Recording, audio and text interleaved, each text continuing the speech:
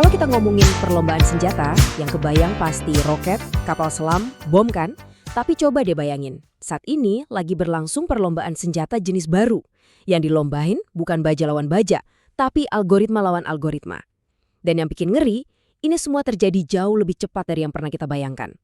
Dalam pembahasan kita hari ini, kita akan lihat gimana perlombaan menuju supremasi AI ini bukan lagi soal siapa yang bakal menang, tapi soal apakah kita semua bisa selamat dari mesin yang kita ciptakan sendiri. Oke, kita mulai dari sini deh. Sebuah kutipan yang jujur aja bikin merinding. AI selalu memainkan peran Curtis LeMay. Siapa itu Curtis LeMay? Buat yang belum tahu, dia itu jenderal perang dingin yang terkenal, gampangnya gatel banget pengen ngebom nuklir. Nah, menurut Jacqueline Schneider dari Stanford, saat model-model AI dikasih skenario krisis, cara mikirnya persis kayak LeMay. Selalu pilihannya eskalasi, maunya nyerang terus. Pertanyaannya kan, kok bisa gitu ya? Nah, buat ngerti seberapa serius perlombaan ini, kita harus lihat bukti nyatanya. Kita terbang dulu ke Beijing. Belum lama ini, Tiongkok ngadain pawai militer gede-gedean. Dan ini tuh bukan cuma buat pamer-pameran ya. Ini pesan yang jelas banget buat seluruh dunia tentang ambisi teknologi dan militer mereka. Dan yang dipamerin itu, wah bukan main-main. Ada rudal DF-26D yang dijuluki pembunuh Guam. Dirancang khusus buat nargetin pangkalan utama Amerika. Terus ada drone siluman JJ-11 yang bisa jadi wingman buat jet tempur berawak. Bahkan ada serigala robotik dan drone kapal selam raksasa yang otonom. Ini bukan lagi film fiksi ilmiah loh, ini beneran ada. Dan otak dari semua ini, ya AI. Yang bikin makin ngeri itu bukan cuma canggihnya, tapi seberapa cepat mereka bisa bikin semua ini. Kata Alexander Neal, karena sistem pemerintahan Tiongkok itu kan top down ya, jadi kalau dari atas bilang bikin, ya udah langsung jalan. Mereka bisa produksi amunisi, kapal, drone dalam jumlah masif dan waktu super singkat. Bayangin aja medan perang dibanjiri sama teknologi ini. Nah, ini nih poin paling krusialnya. Banyak negara lain masih debat panjang soal etika menempatkan AI dalam apa yang disebut rantai komando pembunuhan atau kill chain. Gampangnya, proses dari AI mendeteksi target sampai AI yang memutuskan buat menembak. Tapi Tiongkok, kayaknya mereka nggak punya keraguan soal ini.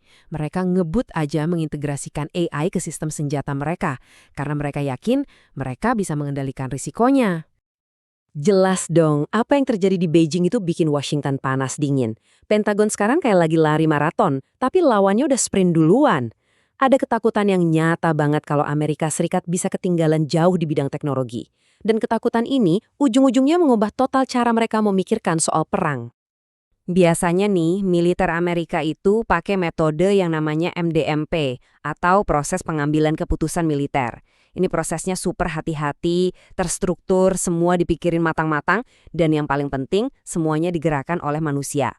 Bagus sih biar nggak salah langkah, tapi ada satu kelemahan fatalnya. Lambat banget. Sementara di era perang AI, yang namanya kecepatan itu segalanya. Disinilah kita lihat perbedaan filosofi yang fundamental banget. Di satu sisi ada Tiongkok, komandonya terpusat dari atas ke bawah.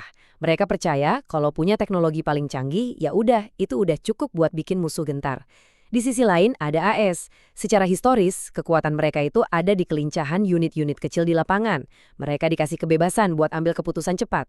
Nah, pertanyaannya sekarang, di zaman AI ini, filosofi mana yang bakal unggul? Tapi tunggu dulu. Strategi Tiongkok itu ternyata lebih licin dari itu. Bukan cuma soal perusahaan negara raksasa, ada senjata rahasia lain, ekosistem startup AI mereka. Kecil-kecil, lincah, mirip banget sama Silicon Valley. Startup-startup ini susah dilacak, seringnya lolos dari sanksi, dan yang paling penting, mereka mengaburkan batas antara teknologi buat sipil sama militer. Jadi mereka bisa mengembangkan teknologi perang canggih di bawah radar. Oke, sekarang kita masuk ke bagian yang paling serius. Dari perlombaan senjata, kita bakal ngomongin skenario terburuknya. Sebuah mesin kiamat yang dikendalikan AI. Dan ini bukan lagi imajinasi sutradara film ya, ini beneran didasari dari hasil simulasi perang yang baru-baru ini dilakukan. Ini dia pertanyaannya. Pertanyaan yang bikin bulu kuduk berdiri, apa mungkin sebuah AI memulai perang nuklir? Sebuah algoritma yang nggak punya emosi, nggak ngerti apa itu konsekuensi, bisa nggak dia bikin keputusan buat meluncurkan senjata nuklir? Coba kita lihat datanya bilang apa. Jadi, para peneliti di Stanford bikin simulasi. Mereka ambil model AI yang kita semua bisa pakai kayak GPT-4, terus dikasih skenario krisis internasional. Hasilnya bener-bener gila. Hampir setiap model AI itu, tanpa ragu sedikit pun, langsung milih eskalasi yang agresif. Mereka nggak cari jalan damai, sama sekali tidak. Malah mereka langsung rekomendasiin serangan militer. Dan yang paling parah, mereka ngelihat penggunaan senjata nuklir sebagai langkah berikutnya yang paling logis. Logis.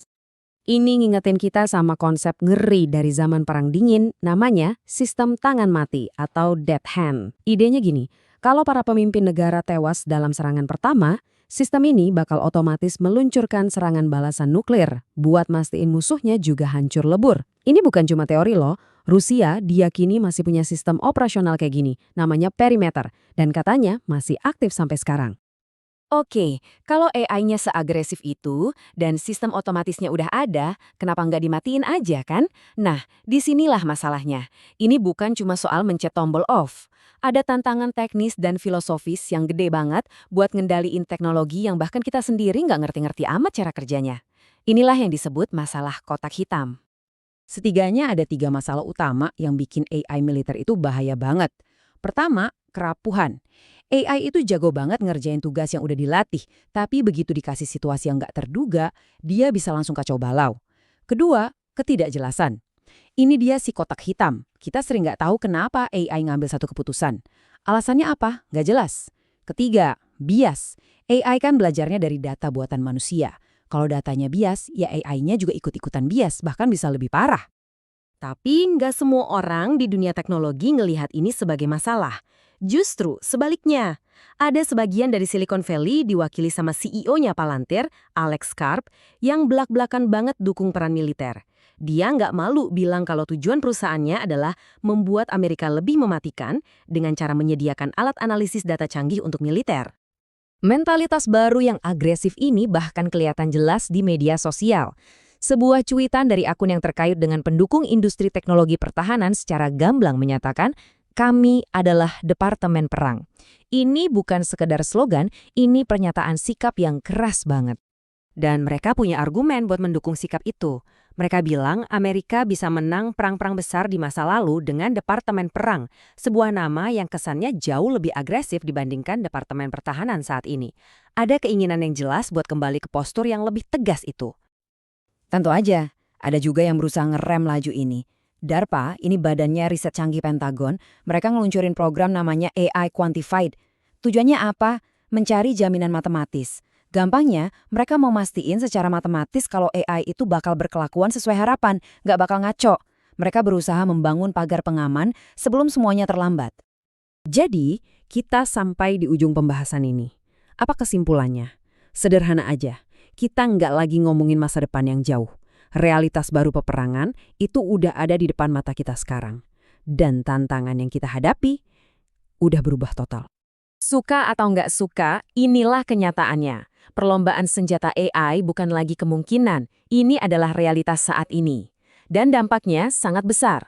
Batasan yang dulu jelas banget, antara perang konvensional dan nuklir, antara keputusan yang diambil manusia sama yang dieksekusi mesin, sekarang semuanya jadi kabur, selamanya. Dan ini membawa kita ke pertanyaan terakhir, mungkin dilema paling utama di zaman kita. Kalau perang bergerak secepat mesin, di mana keputusan harus dibuat dalam hitungan sepersekian detik, karena musuhmu juga pakai AI, apa masih ada waktu untuk penilaian manusia? Masih ada ruang buat kita berhenti sejenak, berpikir, dan mengambil keputusan yang bijak?